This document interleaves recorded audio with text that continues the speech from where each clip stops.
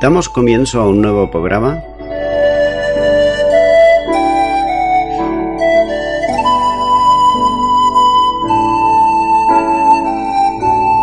Servidores de Dios. Quien te habla es Manuel Cornejo.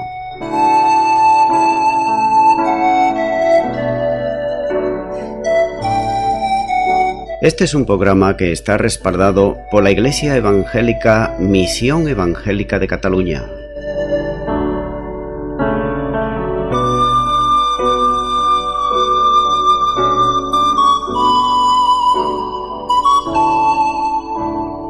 Estamos situados en la ciudad de Sabadell, en la avenida Matadepera número 239.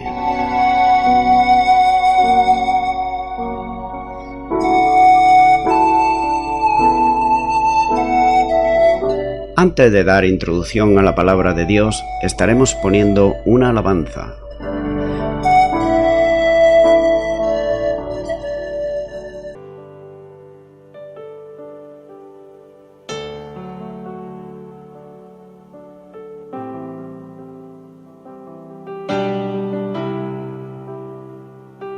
Rey de justicia, Rey de verdad, Rey de salvación, Rey de salvación. Yo quiero subir al monte de Sión, contigo habitar por la eternidad. Tú abriste el camino que lleva hacia el Padre, entregaste tu vida, derramaste tu sangre. Rey de justicia, Rey de verdad, Rey de salvación, Rey de salvación. Marcaste la historia con tu salvación, quitando el pecado que nos separó, y abriste el camino que lleva hacia el Padre, entregaste tu vida, derramaste tu sangre. Rey de justicia, Rey de verdad, Rey de salvación, Rey de salvación.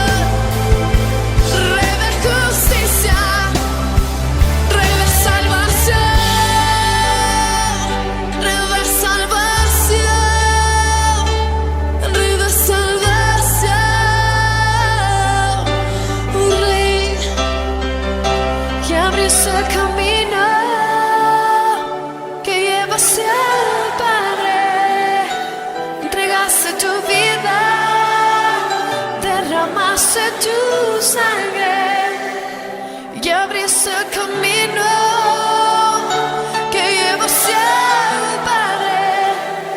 Entregaste tu vida, derramaste tu sangre.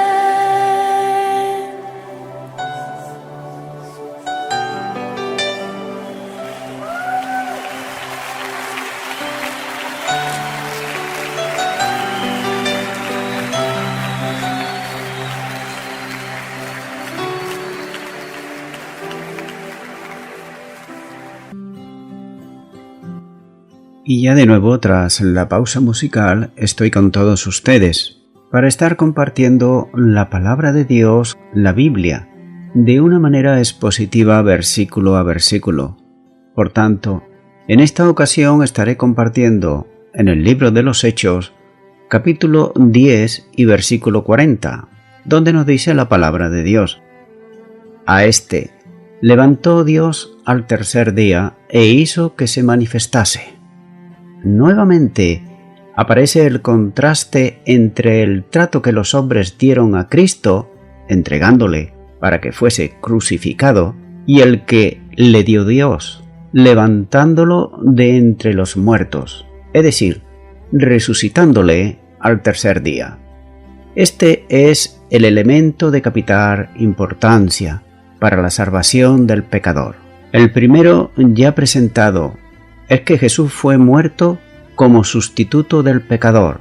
El segundo es que no quedó en la tumba, lo que haría estéril su obra y también la fe de los creyentes, sino que fue resucitado para hacer posible la justificación de todo aquel que cree en él, como nos dice en Romanos capítulo 4 y versículo 25, el cual fue entregado por nuestras transgresiones y resucitado para nuestra justificación. Muerte y resurrección son dos aspectos de una misma cosa. Por un lado, la obra que permite a Dios la justificación del pecador. La resurrección, que permite la justificación, implica la muerte sustitutoria que satisface las demandas de la justicia divina en cuanto a la extinción de la responsabilidad penal por el pecado para que todo el que cree. Ambas cosas, muerte y resurrección, están vinculadas en las palabras del apóstol mediante el uso de la proposición que significa por causas o a causa de. Cristo fue entregado a causa de nuestras transgresiones y resucitó a causa de nuestra justificación.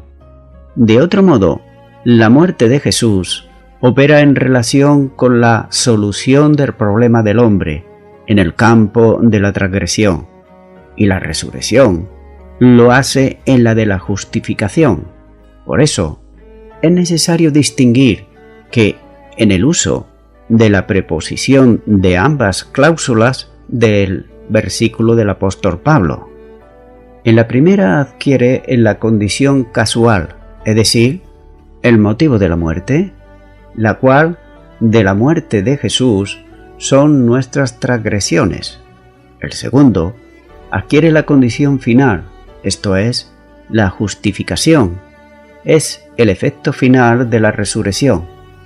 Sin embargo, es necesario entender que no son dos elementos disociados, de modo que la muerte de Jesús, como sacrificio expiatorio, es necesaria, y lo es, para el perdón de pecados, mientras que la resurrección fuese la razón complementaria a la fe del pecador. Por tanto, se trata de dos elementos necesarios para la justificación del impío. Sigue diciendo este versículo 40, e hizo que se manifestase.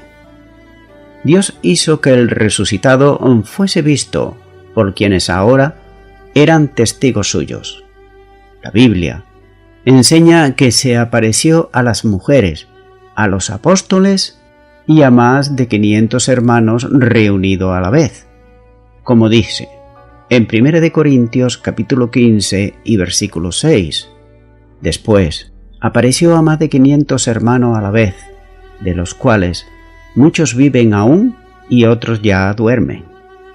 Continúo ahora con el versículo 41, donde nos sigue diciendo la palabra de Dios. No a todo el pueblo, sino a los testigos que Dios había ordenado de antemano, a nosotros, que comimos y bebimos con Él después que resucitó de los muertos. El resucitado no se manifestó, es decir, no se hizo visible a todos, sino a algunos.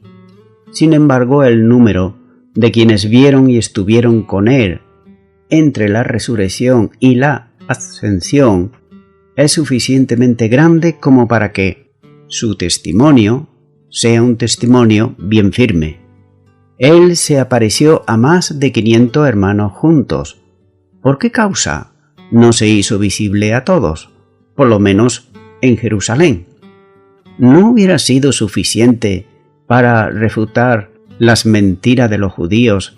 ¿Entendían de que su cuerpo había sido robado por los discípulos? ¿No hubiera traído como consecuencia que todos hubieran creído en él? Estos son planteamientos humanos, pero no divinos.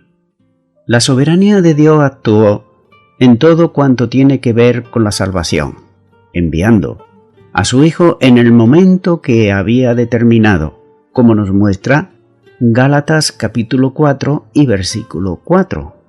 También le dio un tiempo para llevar la obra entre los hombres durante su ministerio. Juan capítulo 17 y versículo 4. Lo entregó como sacrificio expiatorio por el pecado. Romanos capítulo 4 y versículo 25. Y también lo resucitó de entre los muertos. Este mismo libro de los Hechos capítulo 2 y versículo 24 así lo testifica. Sigue diciendo este versículo 41, a nosotros, que comimos y bebimos con Él, después que resucitó de los muertos. La firmeza especial del testimonio consistía en algo más que en haberle visto resucitado. Tal vez algunos pudieran oponerse a ese testimonio diciendo que debido a la intensa esperanza de que resucitase, tuvieron alguna visión que en realidad no era nada. Pero aquellos que lo habían visto resucitado también dicen que comieron y bebieron con él. Los oyentes de Pedro conocían los hechos portentosos del Señor en su ministerio, pero tal vez no habían tenido testimonio alguno de la realidad de su resurrección, de la que ahora les testificaba uno de los que habían estado con el Señor resucitado, esto es, Pedro. Continúo ahora con el versículo 42, donde nos sigue diciendo la palabra de Dios. Y nos mandó que predicásemos al pueblo y testificásemos que Él es el que Dios ha puesto por juez de vivos y muertos. Dice la primera parte de este versículo, y nos mandó que predicásemos al pueblo. Jesús le había mandado proclamar el Evangelio a todas las naciones, como se conoce en el Evangelio de Mateo la Gran Comisión, y esto conllevaba anunciar su resurrección. Notamos entonces que quien es soberano manda a los suyos que testifiquen al mundo de la realidad de ella. La resurrección hace realidad la salvación de quienes creen. Los apóstoles habían recibido la comisión de anunciar el reino de Dios, llamando a salvación a todos los hombres. Para esto, habían sido elegidos de antemano por Dios. A estos mandó Jesús predicar al pueblo, es decir, predicar en su nombre y con su autoridad el mensaje del Evangelio a todos los hombres. Dice la segunda parte de este versículo 42, y testificásemos que Él es el que Dios ha puesto por juez de vivos y muertos. Junto con la resurrección de entre los muertos, debían testificar a todos que Dios había designado a Jesús como juez de vivos y muertos. Esta es una segunda parte del mandato que Cristo le encomendó para que anunciasen al pueblo. Jesús es presentado en el Evangelio como el Hijo del Hombre, de la visión de Daniel, a quien se le dio autoridad para juzgar, como así dice Daniel capítulo 7 versículo 13. Miraba yo en la visión de la noche, y he aquí, con las nubes del cielo venía uno como un hijo de hombre. El Señor hizo referencia a esta condición suya, como dice el Evangelio de Juan, en Juan capítulo 5 y versículo 26 y 27, donde dice: porque como el Padre tiene vida en sí mismo, así también ha dado al Hijo el tener vida en sí mismo, y también le dio autoridad de hacer juicio, por cuanto es el Hijo del Hombre. Por tanto, desde ese momento, la misión de juez y la autoridad para juzgar le es trasladada a Jesús. De manera que, como dicen las Escrituras, el Padre a nadie juzga, sino que todo el juicio dio a su Hijo. Juan capítulo 5 y versículo 22. En un determinado momento del futuro de la humanidad, Dios juzgará a los hombres. Esto no nos quepa la menor duda. En ese juicio comparecerán para condenación perpetua todos los que no han creído en el mensaje del Evangelio, esto es, quienes han rechazado a Jesús, el único Salvador de los pecadores, como nos dice este libro de Hechos capítulo 4 y versículo 12.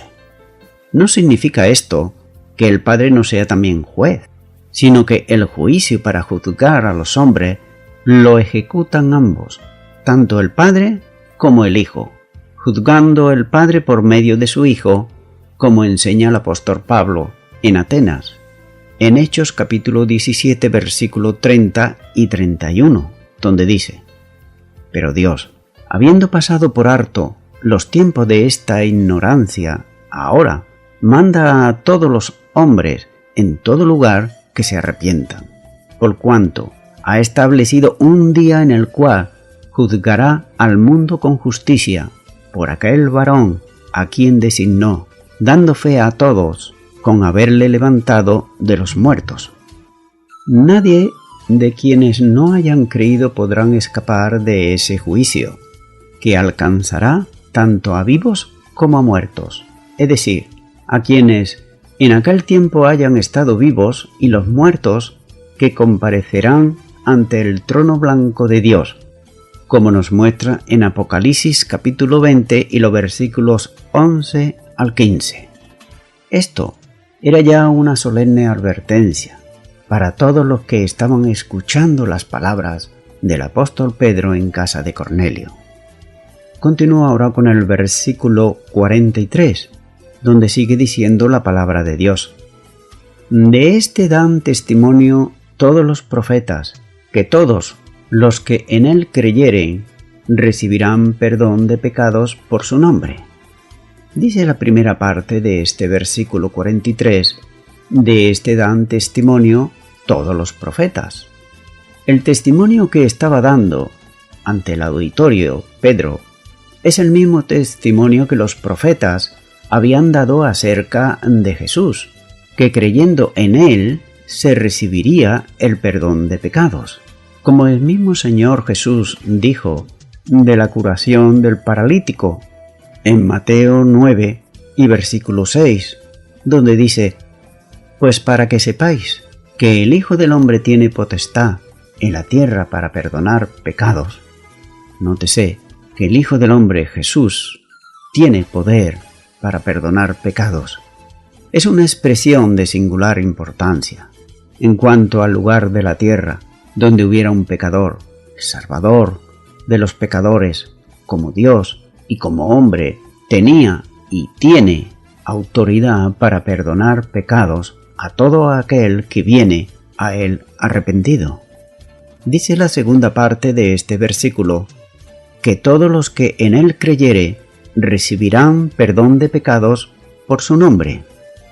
El perdón de pecados es la consecuencia de creer, pero no de creer a mi manera o como yo pienso, sino de creer en el Señor, de cómo Él se muestra en su santa palabra, que es la Biblia. Es ahí a donde el hombre tiene que creer en el Señor que se proclama en el mensaje del Evangelio. Sí, porque muchas personas dicen creer en Dios, pero creen en su Dios, no creen a Dios. Por tanto, cualquiera que sea la circunstancia en que se encuentre un pecador, si viene con fe a Cristo y la deposita en Él, será salvo. Para el salvo, queda cancelada la demanda penal por el pecado, de manera que ya no hay condenación alguna para aquellos quienes creen en Cristo Jesús, como dice Romanos capítulo 8 y versículo 1.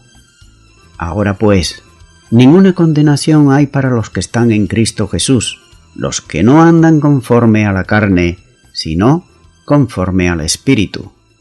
La victoria se alcanza en Cristo, quien, por su obra, da libertad de la responsabilidad penal del pecado.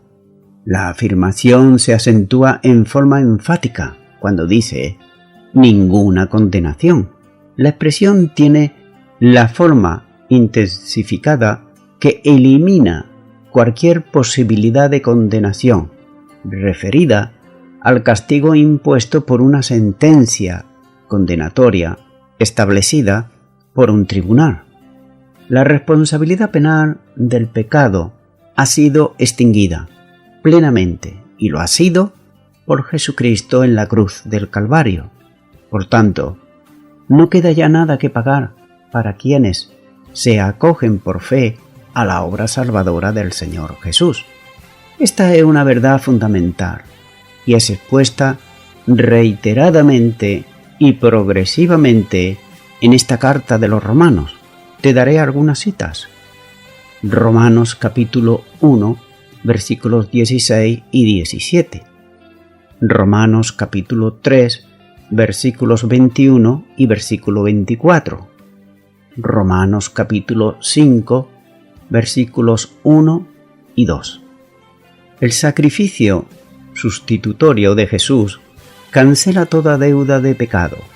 Al creyente no se le han perdonado una parte de los pecados, sino la totalidad de todos los pecados, cuando lo hace de una manera sincera delante del Señor. Como nos dice Colosenses capítulo 2 y versículo 13.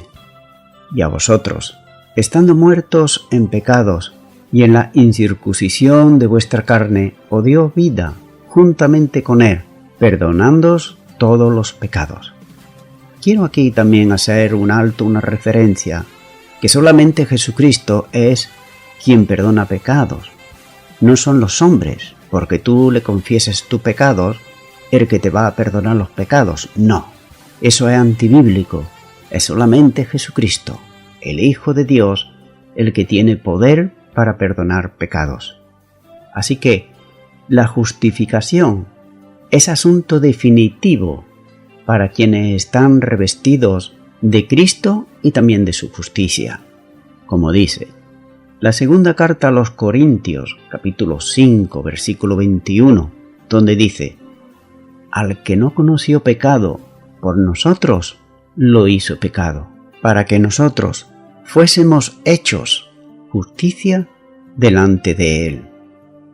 De este modo se presenta el camino de salida para la no comparecencia ante el juicio divino que Dios efectuará por medio de Cristo y en el que estarán presentes todos aquellos que no han creído al Evangelio.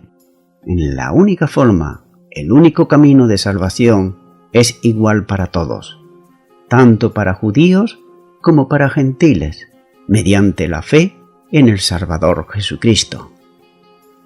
Los profetas dan testimonio de esta verdad. Juan capítulo 3, versículo 36. El que cree en el Hijo tiene vida eterna, pero el que rehúsa creer en el Hijo no verá la vida, sino que la ira de Dios está sobre él. Voy concluyendo ya con esto. La resurrección de Jesús fue el clisma de los eventos que probaron que Jesús es el Señor de todos.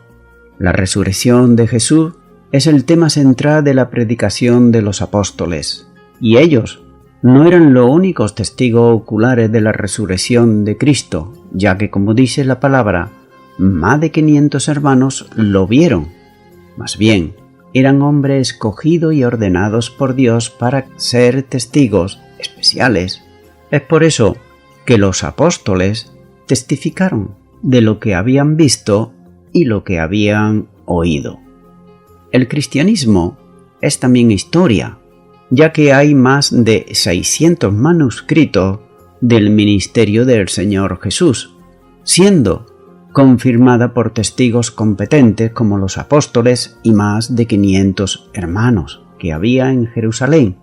Pero nótese también, por otro lado, que, por ejemplo, solamente hay un manuscrito de la Guerra de las Galias en esa época, y sin embargo las personas creen en ese manuscrito y no creen en los 600 manuscritos que hay en cuanto al ministerio de Jesús.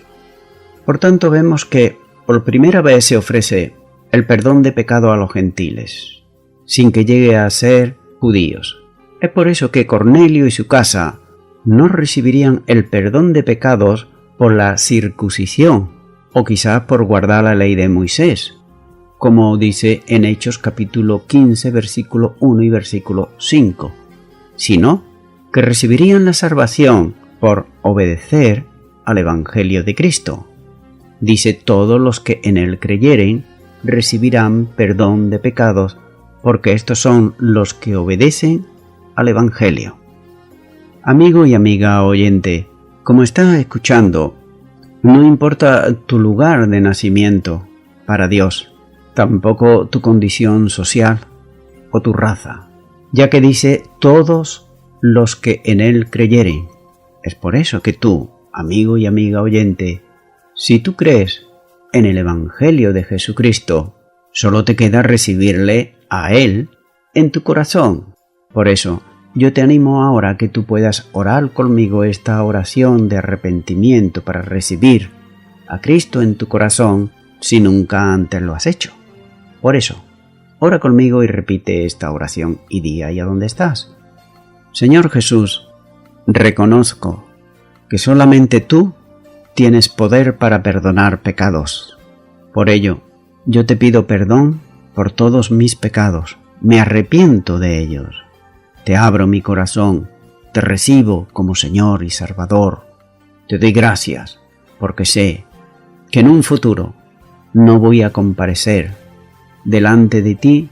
Tú no vas a ser mi juez, sino mi Salvador. Yo te doy gracias en tu nombre, en el nombre de Jesús. Amén.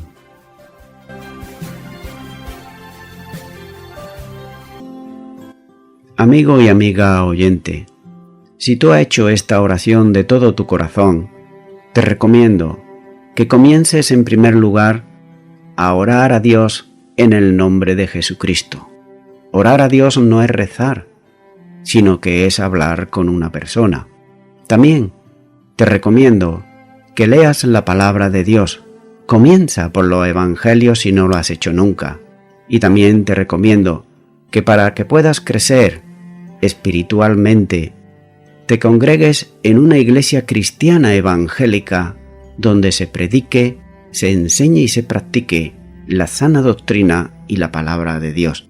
Congrégate ahí y con el tiempo crecerás espiritualmente y podrás servir al Señor Jesucristo. Que Dios te bendiga. Y a toda la audiencia, nuevamente, ya me estoy despidiendo de todos ustedes y será hasta el próximo programa. Que Dios os bendiga a todos.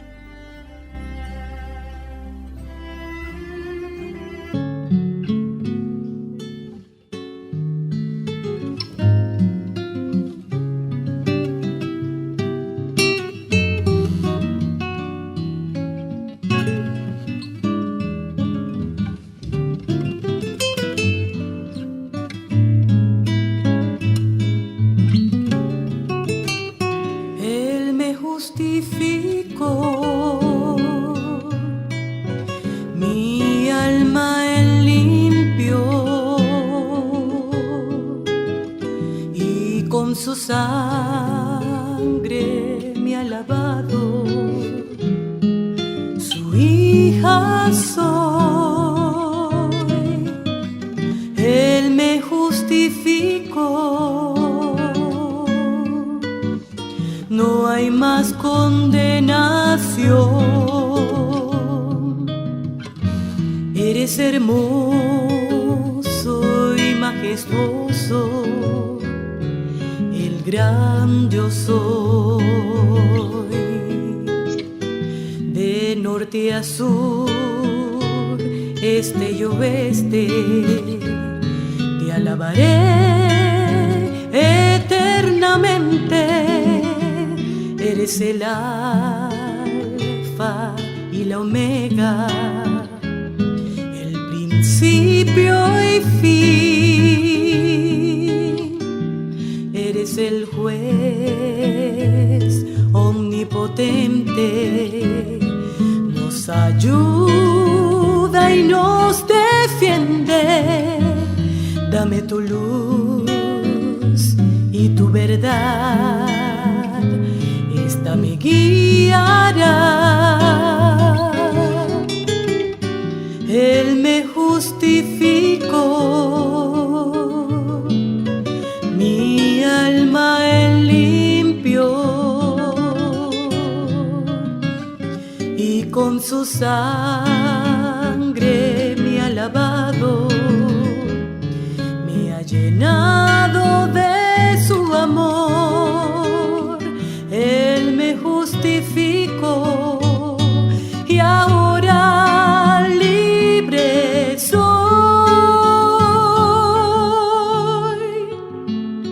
Cuán grande es su amor, Él me justificó.